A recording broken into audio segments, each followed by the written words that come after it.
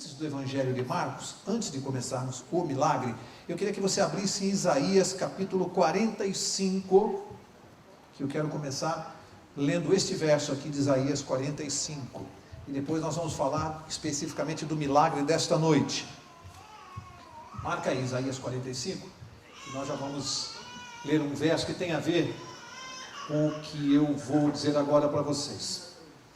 Uma senhora estava parada no semáforo para atravessar a rua. Isso é muito comum acontecer, muito comum, e havia ali um policial de trânsito, e de repente as pessoas começaram a atravessar, e a senhora, quando foi dar o primeiro passo, ela era idosa, o policial segurou no braço dela e falou: senhora, olha lá o semáforo. Ela falou: mas todo mundo começou a atravessar. Ele disse: não adianta a senhora olhar para as pessoas, olha para o semáforo, a luz está vermelha, não importa as pessoas, a senhora tem que olhar para o sinal. Segurou ali, e os outros atravessaram correndo. Por que eu parti dessa ilustração para ler esse verso? Olha o que diz aqui na Bíblia, vê se aquilo que o policial falou tem base bíblica. Isaías 45, olha o verso 22, diz assim: olhai para mim e sereis salvos, vós todos os confins da terra, pois eu sou Deus e não há outro. Quem quer ser salvo tem que olhar para quem? Jesus disse: olhe para mim, não olhe para os outros. Não veja o que os outros estão fazendo. Olhe para mim. Mesma coisa, se eu tenho que atravessar a rua, não adianta olhar para o que as pessoas estão fazendo, eu tenho que olhar para o semáforo. E Jesus está dizendo: olhe para mim, se você quer ser salvo. Eu quis começar com essa ilustração, porque o milagre desta noite tem muito a ver com isso. E mais uma vez eu insisto, o objetivo desta série sobre os milagres de Jesus não são os milagres propriamente em si, mas o que é que está acontecendo no contexto do milagre e, especialmente, o que é que esses episódios têm a ver com a nossa vida. É isso que nós estamos estudando aqui às quartas-feiras. Ou seja, não é para ter cultura bíblica e conhecer os milagres de Jesus, não. É para saber a cada milagre o que é que eu tiro para a minha vida hoje. Tem sido assim todas as quartas-feiras. Eu não sei vocês, eu tenho levado muita coisa para a minha vida e para a minha casa. Muita lição para aplicar na minha. Tenho aprendido muito com essa série. Hoje não vai ser diferente. Você vai ver que coisa impressionante ao redor desse milagre. Está na cara da gente, tem a ver com a nossa vida, nosso dia a dia, e a gente não presta atenção. Vamos ver no milagre dessa noite, lá em Marcos, agora sim, Marcos capítulo 4, vamos ver neste milagre que eu vou ler aqui, o que isso tem a ver comigo, hoje, o que eu tiro para mim. Marcos capítulo 4, dos versos 35 ao 41, eu vou ler aqui, Marcos 4, de 35 a 41, o milagre é o seguinte, veja como lendo assim, a gente parece que não vê nada demais, mas quando nós vamos estudar, quanta coisa nós podemos tirar para a nossa vida. O que aconteceu aqui? Diz assim: naquele dia, sendo já tarde, disse-lhes Jesus, o que ele disse? Passemos para outra margem do rio. Deixando a multidão, preste atenção nas palavras, deixando a multidão, eles o levaram consigo, assim como estava no barco. Havia também com ele o quê? Outros barquinhos.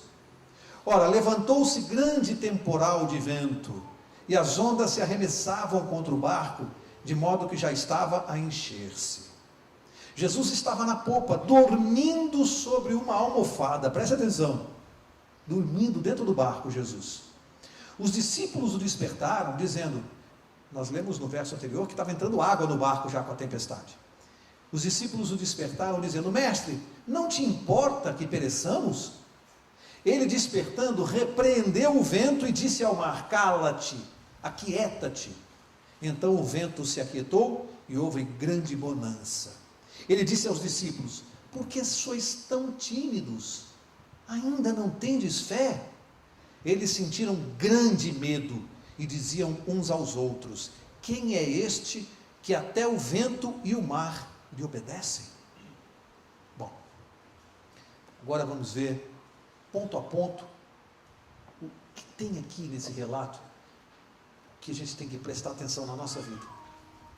A primeira coisa, começa dizendo que naquele dia, que dia é este? Se você for ver o contexto, foi o dia em que Jesus estava fazendo um grande sermão, dando instruções aos discípulos, um dia que ele contou muitas parábolas, para dar ensinamentos aos seus discípulos. Jesus estava tentando demonstrar para eles o quanto seria difícil a tarefa deles depois que ele morresse. Como líderes da igreja, o que eles teriam que enfrentar? As perseguições, seriam assassinados, morreriam como mártires, seriam perseguidos. Jesus estava tentando, de uma maneira, por parábolas, mostrar para aqueles homens que estavam ainda muito com a cabeça no mundo, muito materialistas, discutindo, né, quem que seria o maior no reino de Deus, quem que era isso, quem que era... Eles estavam com a cabeça sem entender o que os esperava. E Jesus estava naquela tarde pregando e ensinando aos discípulos. É nesse contexto em que Jesus está tentando demonstrar para eles o que os esperava, que Jesus aproveita o episódio, porque o que está acontecendo naquele barco é uma ilustração do que aconteceria com a igreja de Deus após a morte de Jesus. A tempestade viria para matar. A questão é, estariam eles preparados para enfrentar aquilo? Jesus pega, entra no barco cansado. E aliás, aqui esse é um dos versos que eu gosto na Bíblia, porque para aqueles que ainda têm alguma dúvida que Jesus tinha as duas naturezas, a divina e a humana, este verso aqui ele é fantástico, porque é um dos versos na Bíblia que mostra claramente as duas naturezas distintas. Ele era totalmente homem. O que quer dizer isso? Sentia dor, frio, fome, cansaço, sono, totalmente homem. Jesus sofreu na cruz? Terrivelmente. Ele era completamente humano e completamente divino, totalmente Deus. Só ele tem as duas naturezas. E aqui esse episódio mostra o lado humano de Jesus, quando ele sente sono, fome, cansaço e vai dormir, e o lado divino, quando ele acorda e dá ordens ao vento e ao mar. Olha as duas naturezas. O homem cansado, o Deus olha para a tempestade e diz: aquieta-te, acalma-te, e o mar para. A ponto dos discípulos ficarem apavorados e perguntarem: quem é este que consegue dar ordens ao mar e ao vento e eles obedecem? Olha as duas naturezas se manifestando. Um ser completamente especial, diferente. Deus, homem, homem, Deus. Não é que ele era um Deus que tinha um pouco de homem ou um homem que tinha um pouco de Deus. Ele era totalmente homem e totalmente Deus. Como explicar isso? Não tem como explicar, porque se nós conseguíssemos explicar, a nossa mente no mínimo seria igual à de Deus. Esses são os mistérios de Deus. Nós temos que aceitar pela fé, mas não tem como explicar. Eu não posso explicar as coisas de Deus, eu sou um simples ser humano, como eu vou conseguir explicar isso? Mas essa é a natureza de Jesus. E aí vem a tempestade, segundo o relato bíblico, para começar a dar lições para a igreja. Ali estava naquele barco, quem estava ali? Os homens que Jesus escolheu pessoalmente para fundar a sua igreja no Novo Testamento. Estavam dentro do barco. Resposta mais correta: quem estava no barco? A igreja de Deus. A igreja dentro daquele barco. E diz que vem a tempestade, o vento, e começa a entrar água. Será que alguém aqui já tentou andar de barco no mar com chuva e tempestade, para ter noção do que nós estamos falando?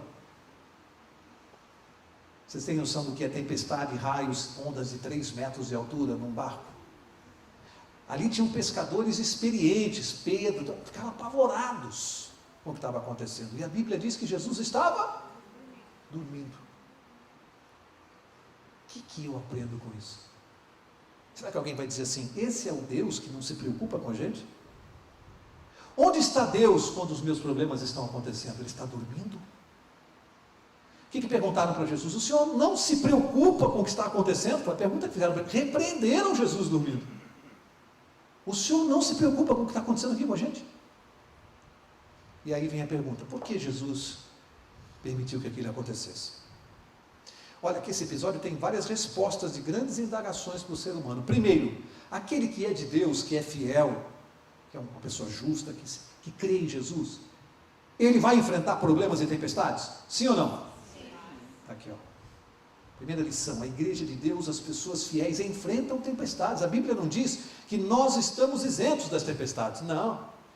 A Bíblia não diz isso, ela não ensina. Porque tem gente que pensa assim, mas logo comigo aconteceu. Eu já ouvi isso aqui, hein? Já ouvi gente dizer assim, sabe, Mauro, eu era ateu, estava bem financeiramente, comecei a frequentar a tua igreja, só tempestade na minha vida agora. Estou enfrentando um monte de problema. Aí ele culpa Deus. Ele acha que Deus é que está fazendo isso. Ou que a igreja é responsável por aquilo. Ele nem cogita que há um inimigo que quer que ele desista e começa a colocar os problemas no barco dele. Ele não cogita disso. Prefere pensar que foi Deus. E aqui, Jesus está no barco e a sua igreja apavorada. E nós vamos analisar um pouquinho mais adiante uma coisa muito importante para a nossa vida também. E aqueles homens começam, até chegaram a repreender Jesus. O Senhor nem se preocupa com o que está acontecendo conosco. Porque ele estava dormindo. Então, primeira pergunta que eu fiz, resposta. Aquele que é fiel a Deus pode enfrentar a tempestade? Pode, está aqui. Pode enfrentar doença? A doença também atinge o crente, o cristão? Tem gente que acha que ser cristão é um seguro. É um guarda-chuva onde nada vai acontecer mais para ele. E tem muita religião pregando isso, né? Vem aqui para a minha igreja, porque aí você vai ser abençoado, você não fica mais doente, você não perde o emprego. Onde está escrito isso? Agora, por outro lado, nós vamos ver um pouquinho mais adiante. Aquele que segue a Jesus obtém proteção especial? Sim ou não? Como é que concilia isso? Vamos ver já. Mas há promessas de Deus para aqueles que são fiéis. O que mais eu tiro desse episódio? Jesus deitado ali, dormindo. Vocês percebem que praticamente houve aqui uma oração intercessória? Porque eles estavam no barco, e eu disse no início do relato que eles estavam sozinhos no mar.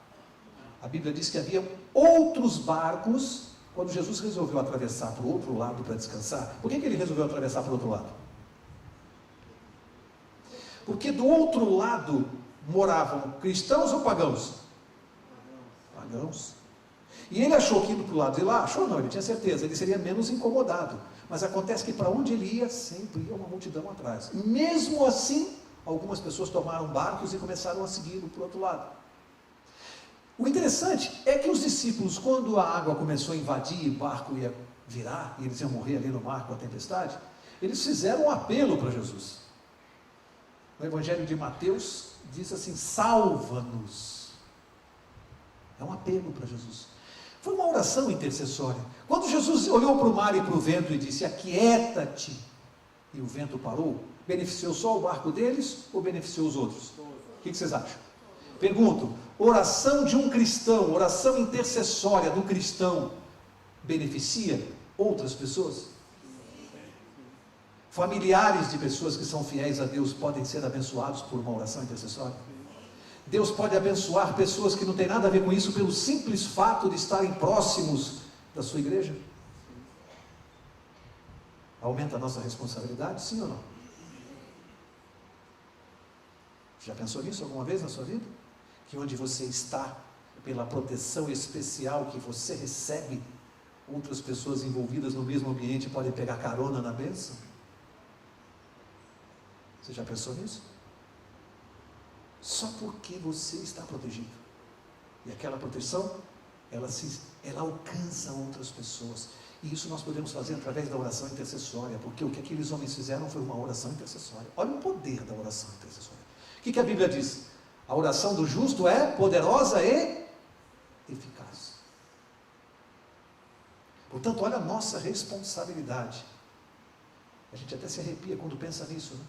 Quantas vezes pessoas podem ter sido livres, libertas, livradas de situações, porque você estava no local e a proteção de Deus foi para você. E atingiu a outros. Pessoas se beneficiam, os outros barcos se beneficiaram pela oração intercessória da igreja de Deus. Veja que um relato que parece simples tem coisas muito importantes para a nossa vida, porque envolve o nosso comportamento. Percebe que aqui não é apenas conhecimento histórico de um milagre, mas é uma coisa que tem a ver comigo e com você? muito importante para nós. Ou seja, toda vez que alguém, durante a existência do mundo, ergueu os olhos em desespero e disse: Senhor, salva-me, essa oração não ficou sem resposta. Já falamos aqui, toda vez que você faz a Deus um pedido de natureza espiritual, a resposta é sempre sim. Pedido espiritual. Pedido material pode ser sim, não, espere um pouco. Há várias respostas de oração que Deus pode dar, mas pedido de natureza espiritual, salvação, Deus nunca vai dizer: vou pensar. Senhor, me salva. Espera um pouco, vou pensar. Foi isso que ele respondeu para o ladrão? Portanto, quando nós buscamos em Jesus salvação, a resposta é sempre sim. Quando eu peço para Ele me salvar, a resposta é sempre sim, e eu preciso saber disso. Outra coisa, aqui diz, no verso 41, que eles sentiram um grande temor, muito medo. Eles sentiram medo.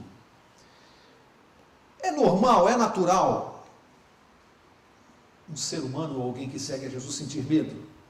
Sim ou não? É natural, o medo é um sentimento. Às vezes até o medo demonstra responsabilidade, demonstra que você tem conhecimento das consequências de certas coisas. Agora, permanecer com medo ao lado de Jesus é uma coisa normal? Portanto, o que é que o medo revela quando você está com Jesus? Ele revela alguma coisa. Vocês querem minha resposta ou querem a resposta da Bíblia? Alguém veio aqui essa noite saber o que eu penso?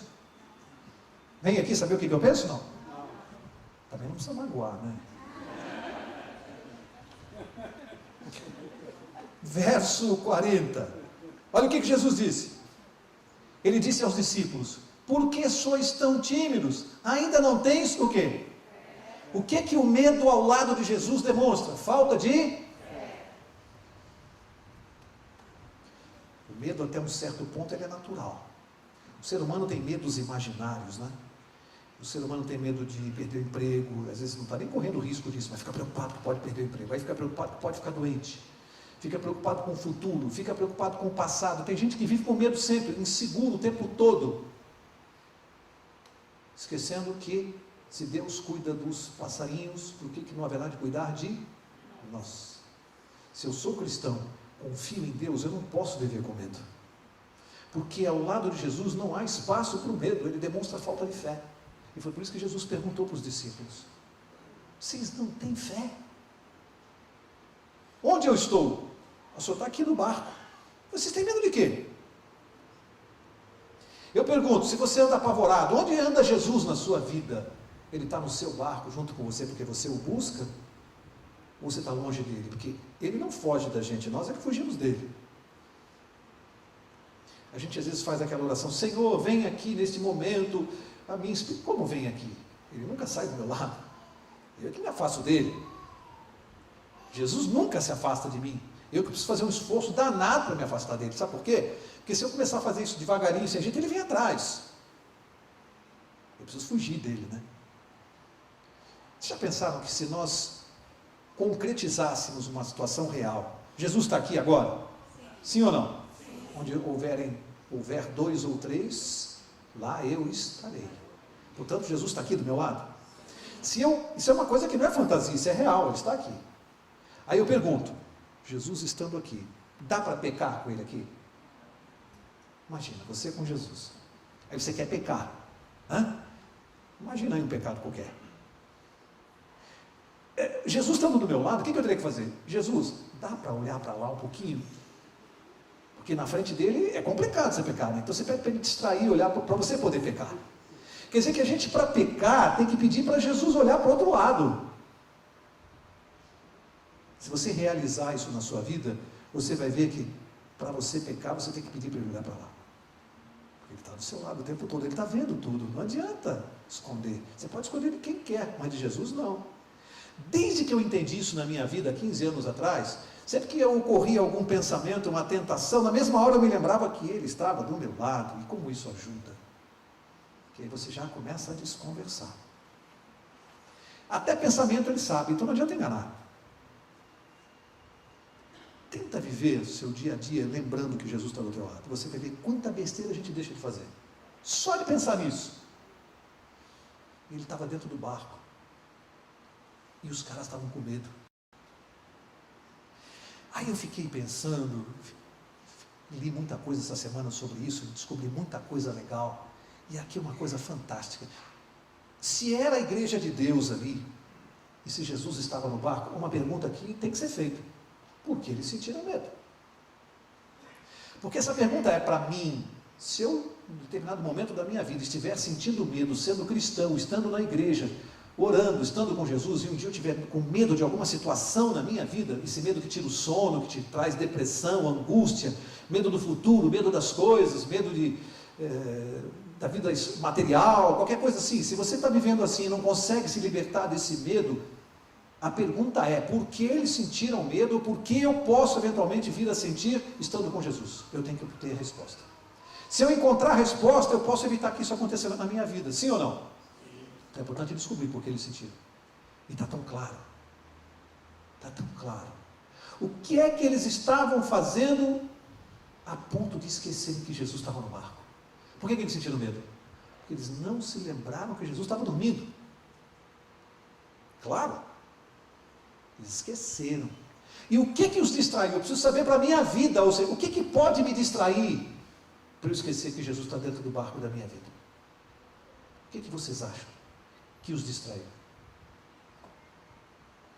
O que vocês imaginam que eles estavam fazendo com o barco quando a água começou a entrar?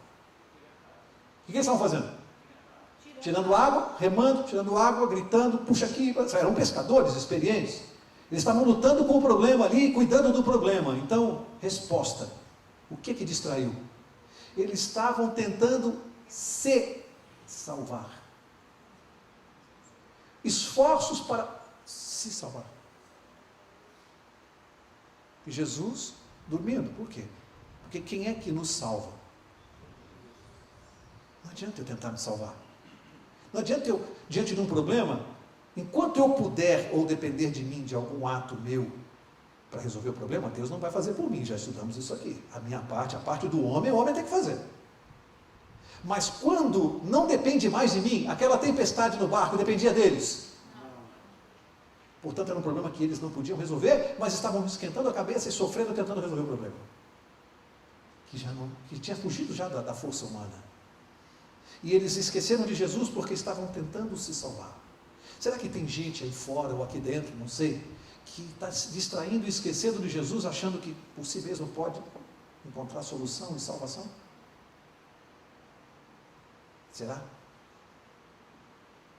Será que tem alguém que ainda está lutando para se salvar? Está buscando soluções humanas para problemas que não dependem mais do poder humano? Será que tem alguém aqui essa noite vivendo isso? E vem aqui ouvir isso? Que tem situações na vida em que você tem que se lembrar que Jesus está no barco. Quando se lembraram de Jesus, o problema sem solução, Jesus levantou, não tinha solução o problema. Acordou, o que está acontecendo? Jesus, pelo amor de Deus! Ele olhou para o mar, falou só, aquieta-te. O mar parou e o vento parou de soprar. E o problema que humanamente não tinha solução para Jesus, eu imagino que depois de ter feito isso e ter falado, cadê a fé de vocês? Eu acho que ele voltou, deitou no travesseiro e foi dormir de novo. Será que você tem se lembrado, se você está vivendo algum drama na sua vida, que tem situações que só com Jesus? Será que você já tem lembrado disso? E que para ele, o problema que está acabando com você, para ele, é um simples comando de voz, ele pode resolver? É muito simples. Jesus não tem nenhuma dificuldade para resolver isso. Ou seja, o medo fez esquecer que Jesus estava no barco. O problema de nós sentirmos medo em exagero, fora do normal, medo das coisas no mundo que nós estamos vivendo, é que ele nos faz esquecer de Jesus. Esse é o problema. Então eu digo, o medo é ruim? Dependendo, não. O medo é um sinal de que alguma coisa não anda bem. O problema é que o medo deve servir para me levar para Jesus e não para me afastar dele.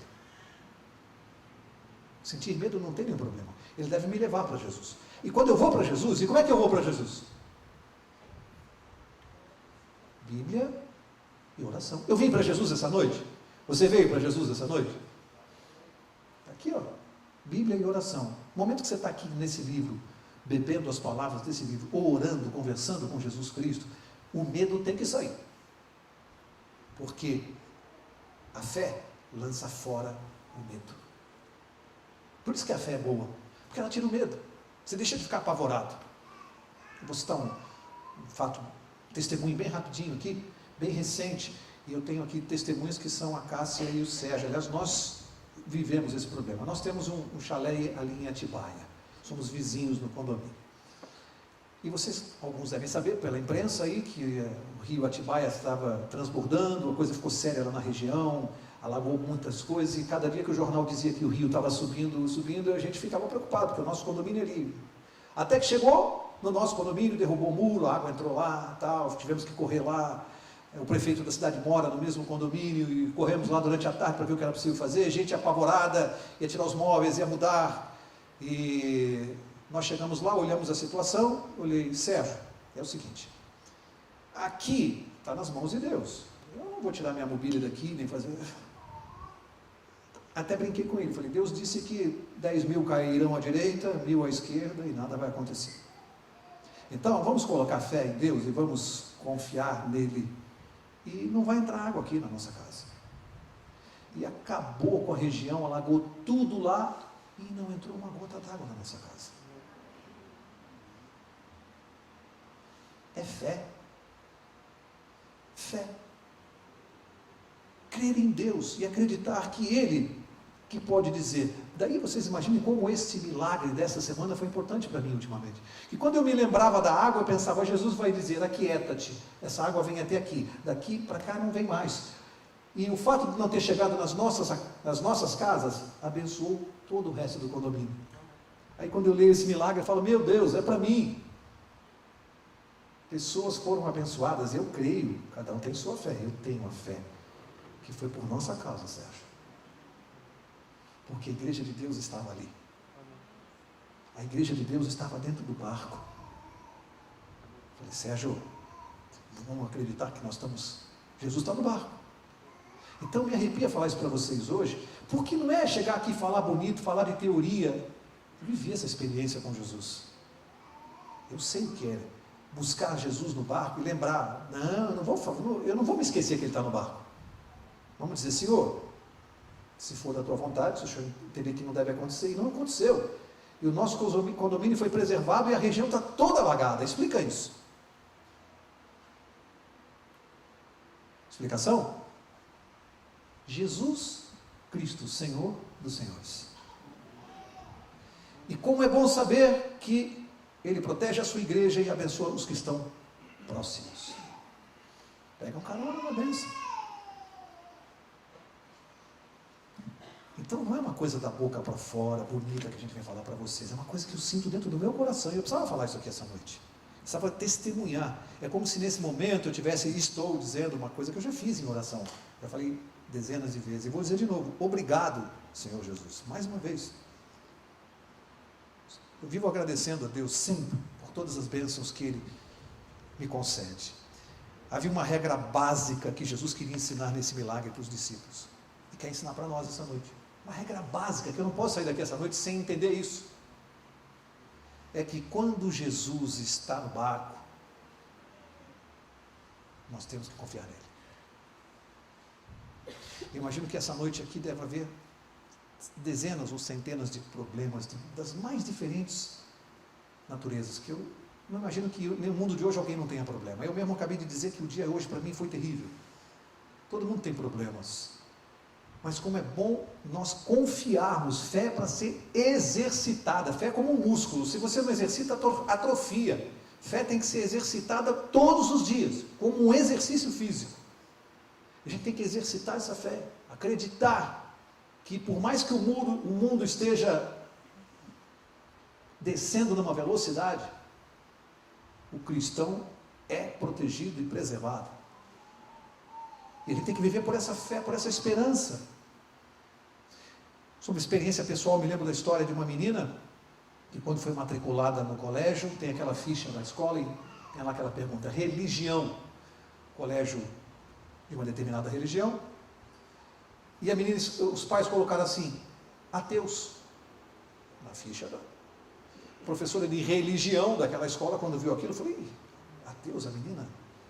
Aí começou a dar estudos de religião, aí aconteceu um acidente aéreo e morreram o pai e a mãe daquela criança.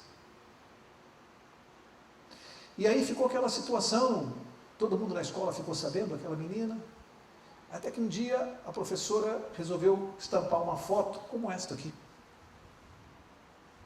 Na sala de aula, olhou para as crianças, mas de olho na menina, e falou assim, quem conhece este homem? A menina foi a primeira a levantar a mão. E a professora de rabo de olho viu aquilo e falou, ela está dizendo que conhece, o resto da classe também. Mas ela levantou rápido. Aí a professora ficou curiosa com a menina, falou, você também conhece? Conheço. E quem é esse homem? Foi ele que segurou na minha mão no dia que me deram a notícia que meus pais morreram. Enquanto os outros tinham conhecimento superficial, ouviram falar, ela teve uma experiência pessoal. Já teve você uma experiência pessoal com Jesus? Para chegar aqui na frente e dizer, eu creio nele por isso. Estes homens, até este momento aqui, eles conheciam o filho de um carpinteiro que vinha fazendo milagres, que curava, fazia o paralítico andar. Por enquanto era o homem de Nazaré, filho do carpinteiro. Mas aqui, a partir desse dia, por causa da experiência pessoal, o que eles descobriram? Que ali estava o Senhor dos senhores, Criador do céu e da terra. O único que pode dar ordens à natureza e ela obedece. E o mundo fala de evolucionismo. Evolucionismo. Nós viemos de uma explosão. Explosão de um átomo, de uma ameba, e aí viramos isso que nós somos hoje. Eu sempre brinco, né? Precisa ter muito mais fé para acreditar nisso. Os evolucionistas têm uma fé fantástica, porque eles conseguem acreditar, é muito mais fácil acreditar num Deus que criou todas as coisas como nós somos, do que acreditar que a explosão de uma ameba fez este ser humano perfeito. Você consegue imaginar que a explosão de uma ameba fez a Jennifer Lopez? Não pode ser, pastor. Não pode ser a explosão de uma ameba. Eu tenho que crer em Deus quando eu olho para aquela mulher. Estou falando isso porque a Margarete não está aqui essa noite. Então vocês não vão comentar nada naturalmente, não é? Pastor vai ligar em casa em seguida, pastor? Mas voltando aqui, a gente brinca às vezes para descontrair, proposital. Por que Jesus estava dormindo? Eu fiz essa pergunta no começo. Será que ele queria castigar aqueles homens, causar medo? Por que Jesus estava dormindo, hein? Que lição eu tiro? Porque enquanto aqueles homens queriam se salvar pelos seus esforços e não estavam demonstrando fé, Jesus acalmou o mar, embora sendo Deus e tendo todo o poder, não pelo poder dele, porque ele abdicou do seu poder e usava sempre o poder de quem? De Deus. Eu e o Pai somos um. Era o relacionamento direto com Deus que dava a ele todo esse poder. Ele estava dormindo porque a confiança dele estava totalmente depositada no Pai. A tempestade estava ali, mas ele dormia. Porque a fé no Pai era tamanha que ele pensou, Deus está aqui, porque se eu estou, o Pai também está, e o Espírito Santo também, porque eles como um só Deus em 3 pessoas. Esse é um assunto que o pastor vai tratar bem a semana que vem, sobre o Espírito Santo, não é isso, pastor? Então, se você tem dúvidas sobre o que eu estou falando, não perca a semana que o pastor vai fazer aqui. Jesus sabia que a presença dele implicava na presença de Deus, o Pai ali, então ele dormiu. Amigo, eu não sei se nós já chegamos nesse ponto de fé, de dormirmos calmamente, tranquilamente, mesmo quando o mundo lá fora estiver pegando fogo. Mas ele confiava tanto no Pai que ele foi dormir. E eu vou dizer uma coisa para vocês, tem certas coisas na vida, quando depende só de Deus, que nós temos é que e dormir e descansar, e entregar nas mãos de Deus. Quando não há o que fazer, é entregar nas mãos de Deus. Portanto, ele demonstrava uma fé tamanha que ele estava dormindo, em paz. Mas, quando eu não tenho paz, é um problema de relacionamento com Jesus, de mau relacionamento, de pouco relacionamento. Sabem, eu quero concluir a mensagem dessa noite com duas colocações. A primeira é que nós estamos vivendo um momento, e é bíblico, profético, final dos tempos. Acho que ninguém tem dúvida disso. Mesmo para quem não estuda a Bíblia, mesmo para quem não crê em Deus, não tem a esperança que nós temos, basta ver o que está acontecendo no mundo hoje, que não é possível que não se perceba que não tem mais saída. É impressionante o mundo do jeito que está, e alguns ainda dizendo assim, não, virão tempos de nova era, nova esperança, um novo mundo, uma nova... Para onde o mundo caminha? Será que não dá para enxergar? Liga a televisão de noite, vê o jornal. O mundo cumpre cada profecia, a cada dia. O mundo está só esperando Jesus voltar. O ser humano não tem mais para onde ir. O ser humano, o pecado levou tão longe, que o ser humano já não tem mais... Ele perdeu até o discernimento do ridículo que ele está fazendo nesse teatro diante dos anjos. Quando a gente vai para a cena política, parece que a gente entende melhor isso, né? O que a gente vê os políticos fazendo hoje, não adianta a gente criticá-los. Primeiro, porque somos responsáveis porque eles estão lá. E depois, porque quando são feitas as pesquisas e perguntam para as pessoas, se você estivesse lá, o que você faria? Faria a mesma coisa. Triste, né? Grande parte, não digo todos, eu não estou generalizando, mas grande parte das pessoas hoje, se estivessem no lugar dos políticos, fariam a mesma coisa.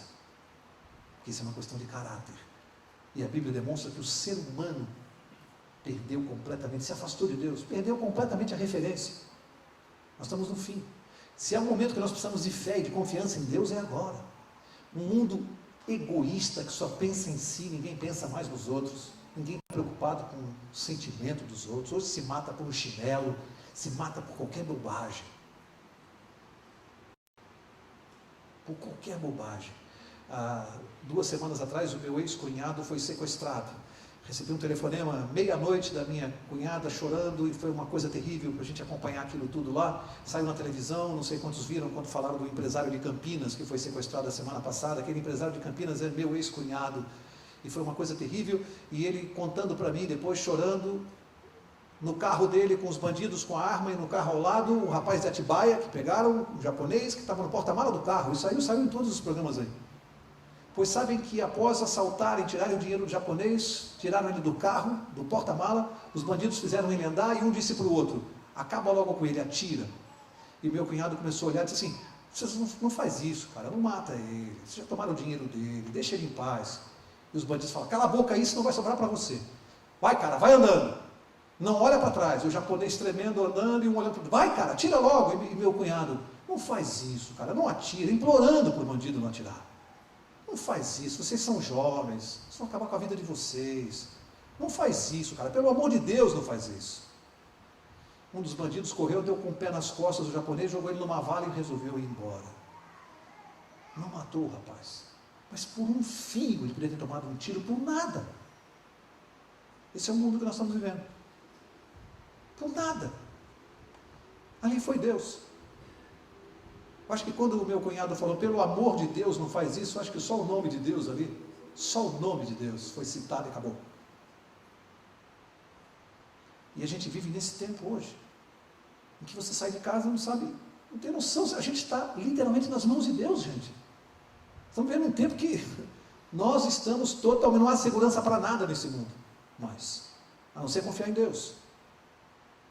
Tem até aquela história dos dois sujeitos que estavam sentados debaixo de uma árvore, e de repente batendo papo, caipira, né? Batendo papo ali, de repente, no meio do mato, uma onça. Aí um olhou e falou assim, você está vendo o que eu estou vendo? Aí o outro falou, eu acho que eu estou. Aquilo é uma onça? Ele falou, eu acho que é.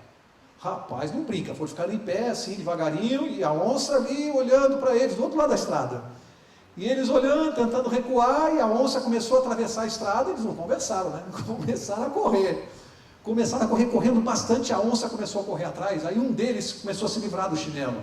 Enquanto corria, o outro falou assim para ele: ei rapaz, você pensa que só porque largar o chinelo você vai correr mais que a onça? Sabe o que ele respondeu?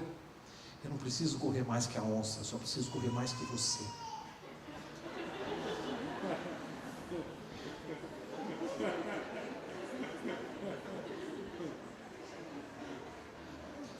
Esse é o mundo que nós estamos vivendo, onde as pessoas não se importam com as outras. O mundo é isso hoje. Eu só preciso correr mais do que você.